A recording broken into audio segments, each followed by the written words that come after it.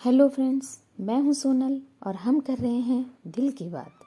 तो आइए करते हैं मेरे और आपके दिल की बात। दोस्तों, हमारी ज़िंदगी में ऐसे कई शब्द हैं जिनसे हम लोगों के दिल में उतर सकते हैं।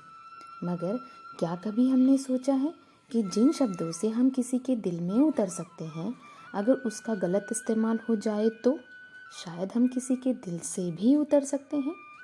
ऐसे ही कुछ शब्दों में से एक शब्द होता है मैं। कितना छोटा सा यह शब्द है ना, सिर्फ एक अक्षर और एक मात्रा, मगर इसका प्रभाव जैसे अच्छे अच्छों को भी हिला देता है। अगर हम अहंकार के साथ मैं शब्द का इस्तेमाल करते हैं, जैसे मैं ये हूँ, मैं वो हूँ, मैं ये कर सकता हूँ, मैं हूँ तो सब कुछ है। अगर मैं शब्द का प्रयोग इस प्रकार किया जाए तो यह हमारे अहंकार और घमंड को बढ़ाता चला जाता है और शायद मनुष्य के दुख और पतन का कारण भी बन सकता है। कई बार हम यह सोचते हैं कि अगर मैं नहीं होता या होती तो क्या होता। अरे भाई, क्या होता?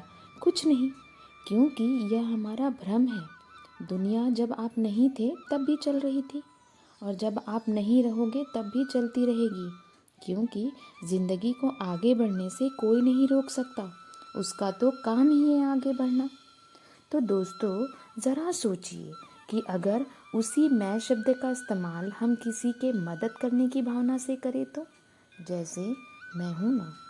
यकीन मानिए दोस्तों कि भले ही आप उस इंसान को भविष्य में काम आओ या ना आओ, मगर जिस समय उसे ऐसे शब्दों की ज़रूरत थी और आपने यह शब्द कह दिए तो शायद उसका प्रोत्साहन बढ़ा होगा, उसे एक सांत्वना मिली होगी कि चलो कोई तो है मेरे साथ। यही शब्द शायद उसे अपनी ज़िंदगी में आगे बढ़ने के लिए भी मददगार हो जाए।